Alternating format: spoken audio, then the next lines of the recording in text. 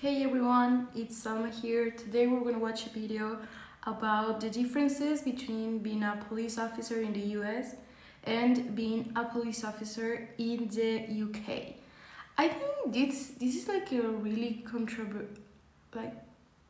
controversial topic because of what have happened in the US with the cops and other things. I think here in Mexico it's really rough and it's really hard to be a police officer. And I think maybe in the US too. But I don't really know what happens with UK police.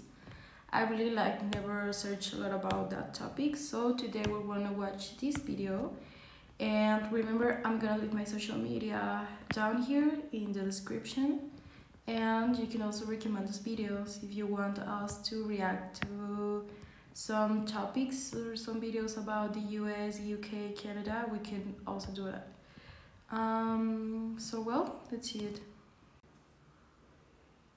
Sponsored by Terminator Genisys Future War.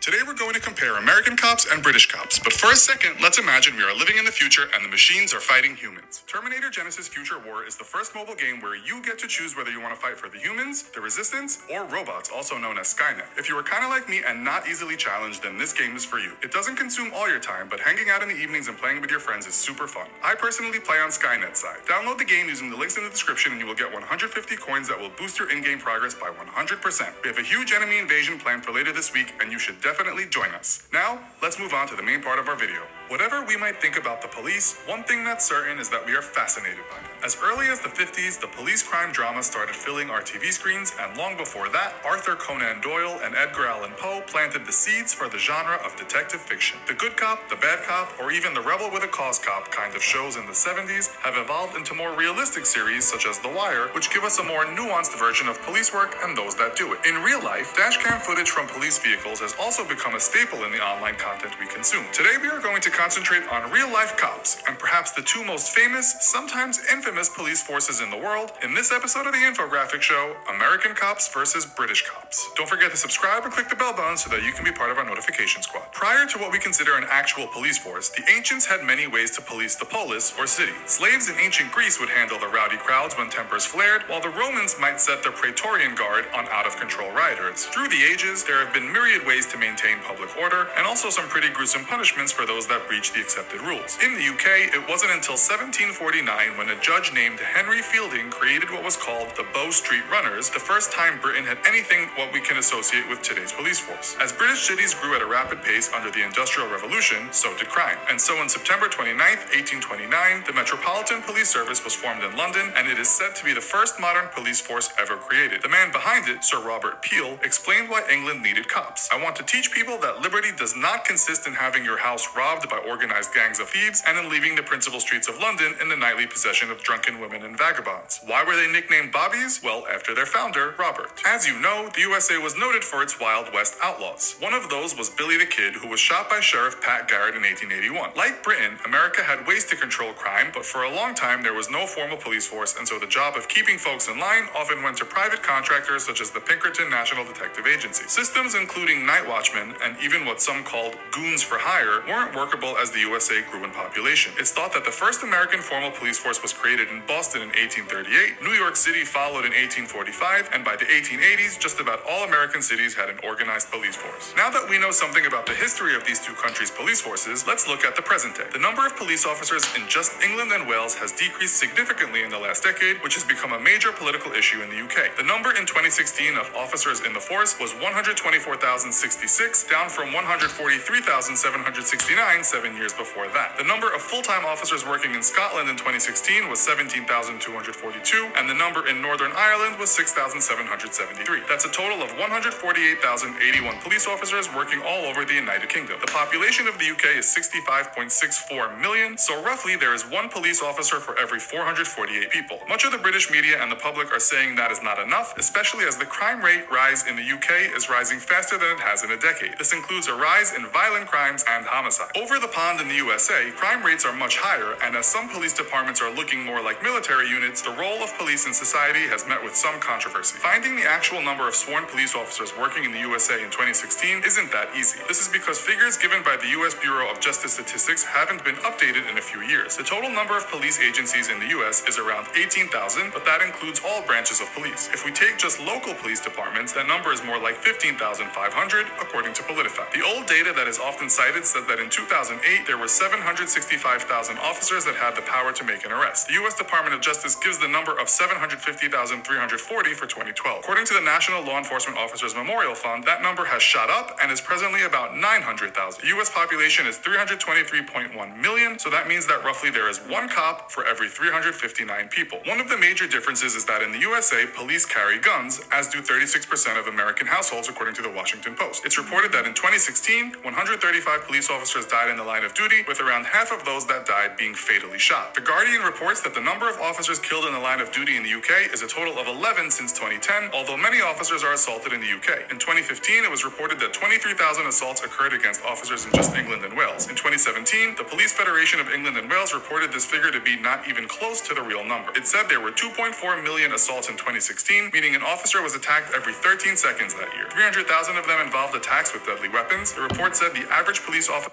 These numbers are really crazy. Like, I would never think about also that there are so much assaults against officers. I think this is really crazy. Is assaulted 19 times a year. On the other hand, in the USA in 2016, police officers killed a total of 1,093 people. According to Inquest.org, in the UK in 2016, a total of 5 people were shot. This is also true, and I think it's something really like American, that this thing about that we should not forget about the kills that police commit. So. And killed by police. The total number of people shot and killed in the UK since 1990 is 67. We should add here that regular cops in the UK don't carry guns, but armed police can be called when it's thought guns are needed. Police in Northern Ireland are different, routinely carrying firearms. According to the newspaper The Mirror, in 2016 there were 1,863,524 legally owned guns in Wales and England, most of which were shotguns. It's thought there are another 277,000 guns in Scotland and a further 150,000 legally owned guns in Northern Ireland. The same newspaper said there were another 2 million illegally owned guns on the UK streets, which has raised the question if the UK police should be given firearms. The murder rate per capita in the US is still 30 times higher than in the UK, which might not be surprising considering there are more guns than people in the country, according to the Washington Post. As for assaults on officers, there were 51,548 assaults against US police officers in 2015, with a total... I think like this is really crazy for us, for Mexican people. Like, Americans have like a lot of guns and it's legal. I think it's really crazy because here in Mexico you can't do that. You can't go and buy a gun. You can definitely do that. So I think it's one of the main problems about these kills.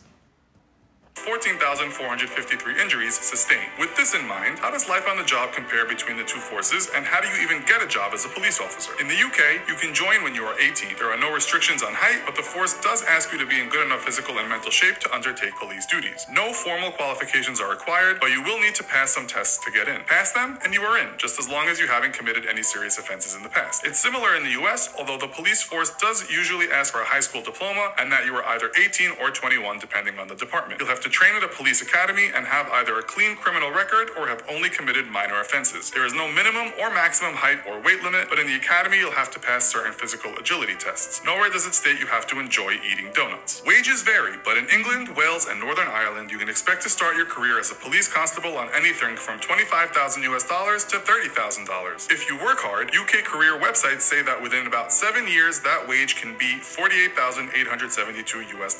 You should work a 40-hour week, although police police work can often mean overtime and also emergency callouts. You'll get 23 days annual leave and also full sick pay. The pension varies depending on time worked, but the average police pension in the UK is thought to be around $20,465 a year, and the normal retirement age is 60. In the US, salaries differ from state to state, but a rookie cop working in the NYPD can expect to earn $46,288 per year. After 5.5 years, this could rise to $90,829 if you have done well. Other states have average wages closer to $30,000 and others $70,000 according to career website Kron. You'll get 10 days paid vacation to start with, but after 5 years it will increase to 27 days. You'll also receive unlimited fully paid sick days, medical benefits, dental benefits, and optional retirement after 22 years on the force. Like the UK, you will work around 40 hours a week in shifts, but that might change with overtime. How much pension you receive can be affected by multiple factors, but various websites put the average police pension anywhere from $58,000 to $62,000. With money in mind, we'll end the show there. Where would you rather be a cop, the UK or the US? Let us know in the comments. Also, be sure to check out our other video called Top 10 Most Powerful Militaries in the World. Thanks for watching, and as always, don't forget to like, share, and subscribe. See you next time. Please remember to go to this channel and subscribe and give them a lot of thumbs up, because I think this is really like really important information. I believe like sometimes police officers don't really have like a lot of money paid to them. Here in Mexico it's really hard, and I don't think they get paid enough like to put their life on risk. So this is really crazy. I think I will prefer to be a cop, well, a police officer in the UK, because I think USA is really crazy about this thing, like this police thing. I think it's a really complicated background there, and there's a lot of guns. I don't think the UK has that much guns, so I think it would be safer for somebody to be a police officer in the UK than in the USA. I'm really happy to be here again with you. Remember that you can recommend us videos or topics to talk about in this channel. I'll let you know my social media. I'll put it down here so you can go and follow me, and you can also send me a message if you want to recommend me or to propose a topic for a video on this channel.